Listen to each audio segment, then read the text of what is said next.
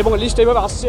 অর্থাৎ দেখা যাচ্ছে শুধুমাত্র মুসলিম মানুষ নাগরিকদের টার্গেট করে তাদের বেনাগরিক করার উদ্দেশ্যে বিজেপি যেভাবে উঠে পড়ে লেগেছে এবং গণহারে বিশেষ উদ্দেশ্যে বিশেষ সম্প্রদায় টার্গেট করে ওনারা কিন্তু এই কাজটা করছে, যেটা পুরোপুরি অসাংবিধানিক এবং আইনত অপরাধ। Association for protection of civil রাইটসের একটি ফ্যাক্ট ফাইন্ডিং রিপোর্টে প্রকাশ পেয়েছে যে পশ্চিমবঙ্গে স্পেশাল ইন্টেনসিভ রিভিশন প্রক্রিয়ার সময় একটি নির্দিষ্ট সম্প্রদায়, বিশেষত মুসলিমদের টার্গেট করে পরিকল্পিতভাবে ফর্ম 7 ব্যবহার করা হচ্ছে। রিপোর্ট অনুযায়ী হাজার হাজার মুসলিম নাগরিকের নাগরিকত্ব নিয়ে আপত্তি তুলে ভোটার তালিকা থেকে নাম বাদ দেওয়ার আবেদন করা হয়েছে। এমনকি জীবিত ও বৈধ ভারতীয় নাগরিকদের মৃত দেখিয়ে নাম কাটার চেষ্টা হয়েছে। রিপোর্টে বলা হয়েছে 2026 সালের 25শে জানুয়ারি উত্তর 24 পরগনার সন্দেশখালী বিধানসভা কেন্দ্রের বুথ নম্বর 22-এ একটি তালিকা টাঙানো হয়, যেখানে 2253টি নাম ছিল।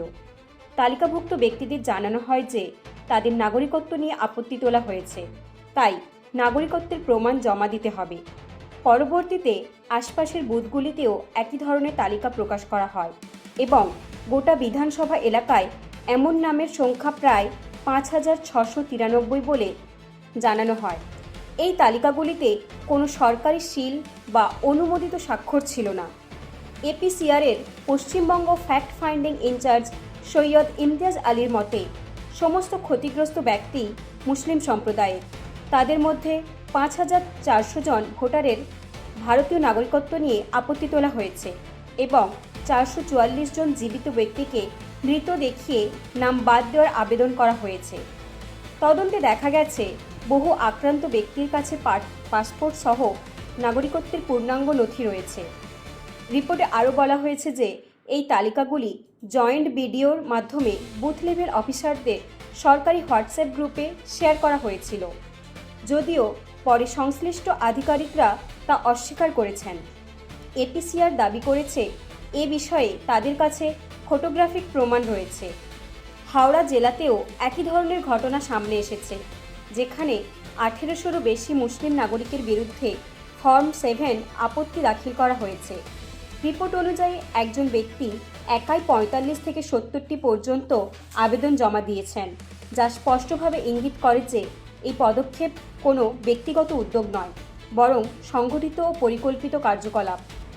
সৈয়দ ইমতিয়াজ আলী ফর্ম পূরণের পদ্ধতি নিয়েও প্রশ্ন তুলেছেন। তিনি বলেন, যাদের বিরুদ্ধে আপত্তি তোলা হয়েছে তাদের তথ্য কম্পিউটারে টাইপ করা ছিল, অথচ আপত্তি দাখিলকারীদের তথ্য হাতে লেখা। এতে সন্দেহ জোরদার হয় যে কোনো সংগঠন কেন্দ্রীয়ভাবে ডেটা প্রস্তুত করে স্থানীয় স্তরে ফর্ম জমা দিয়েছে। শুনানির নোটিশ জারির ক্ষেত্রেও গুরুতর অনিয়ম ধরা পড়েছে।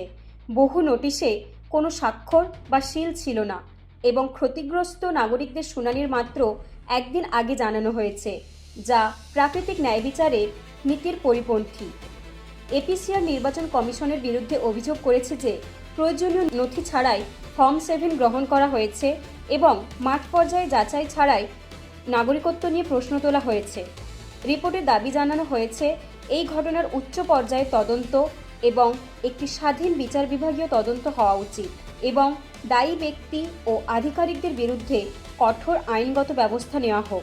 এবার এর থেকে পরিষ্কার বোঝা যাচ্ছে যে এইটা পরিকল্পিতভাবে একটা গোটা মুসলিম সমাজকে টার্গেট করে, মুসলিম জনগণকে টার্গেট করে বেনাগরিক করার উদ্দেশ্যে একটা ব্যাপকভাবে, এখন শুধুমাত্র সন্দেশখালী না, আমরা হাওড়াতেও দেখছি এই ব্যাপার ঘটেছে।